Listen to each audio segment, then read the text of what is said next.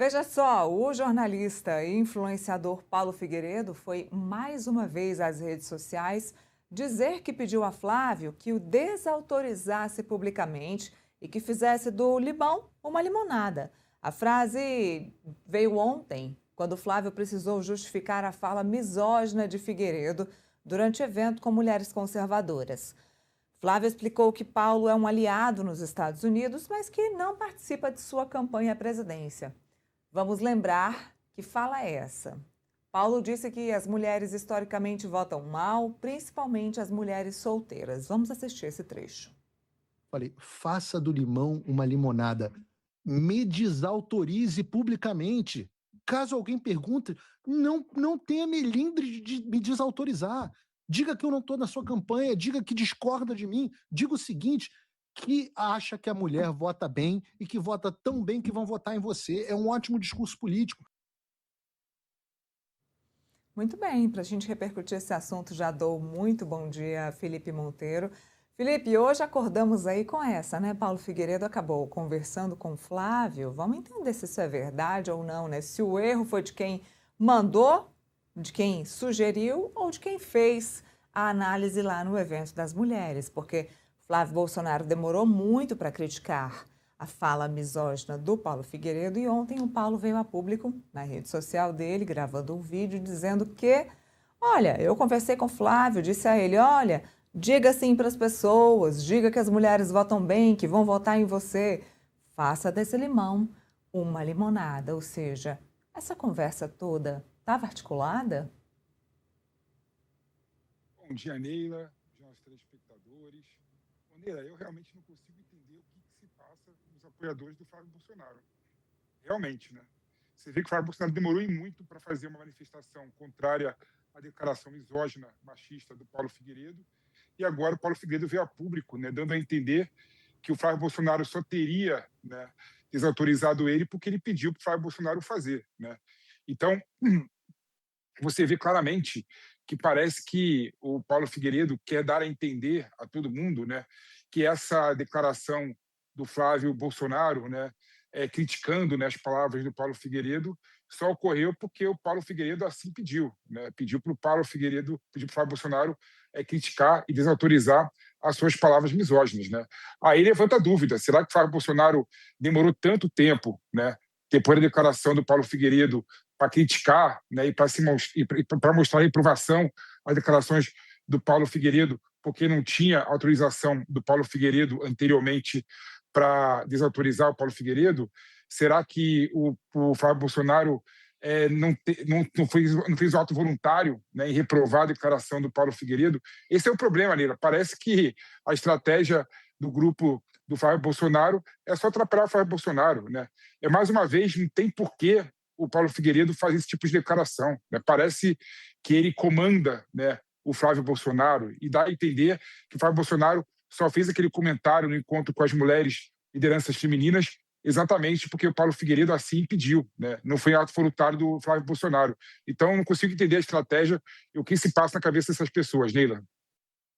Muito bem, olha, esse evento do Flávio com as mulheres conservadoras teve baixa adesão e foi voltado ao diálogo com as lideranças femininas, principalmente do PL.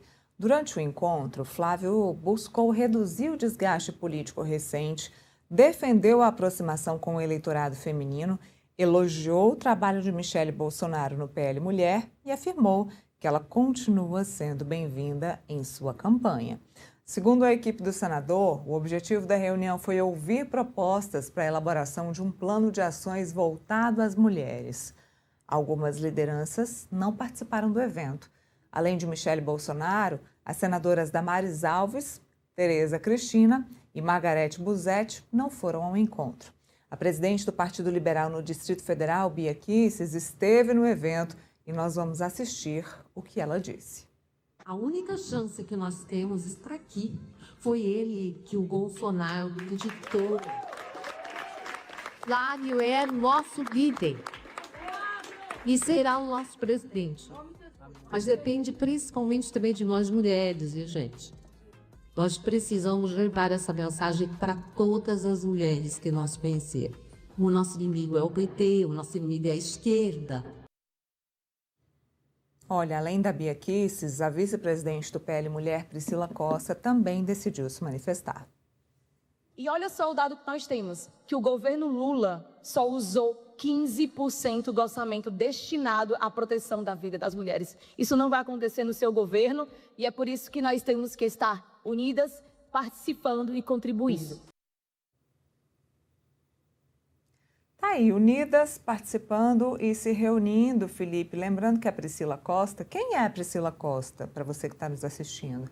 A Priscila Costa hoje é a vice-presidente do PL Mulher, né? Era abaixo, o cargo abaixo da Michele Bolsonaro, e ela é o pivô de toda aquela história lá no Ceará. Michele Bolsonaro queria a vaga do Senado pelo PL para que a Priscila Costa pudesse concorrer como senadora. O que aconteceu é que Valdemar Costa Neto, nessa reunião de ontem, a portas fechadas com a Michele, não abriu mão da vaga do Alcides Fernandes. Alcides Fernandes, que é o pai do André Fernandes, um grande aliado do PL lá no Ceará. Valdemar havia falado que iria negociar essa vaga com a Michele, que o problema da Michele era só essa vaga, e ainda assim o Valdemar não conseguiu liberar essa vaga do Alcides para Priscila Costa, que agora é a vice-presidente, já era, né, a vice-presidente do PL Mulher, mas segue agora nessa liderança, já que o Valdemar, por enquanto, decidiu não colocar ninguém no lugar da Michele, tornando a Priscila como uma interina. Então, a gente tem dois posicionamentos aí nesse momento, Felipe. Ou a Priscila Costa se manteve nessa função para buscar força junto ao Valdemar para buscar essa vaga mais uma vez ao Senado, ou ela está ali, mesmo que para vigiar um pouco do que anda acontecendo e contar para Michele Bolsonaro. Mas a fala dela não foi muito forte, não. Foi uma fala extremamente abrangente.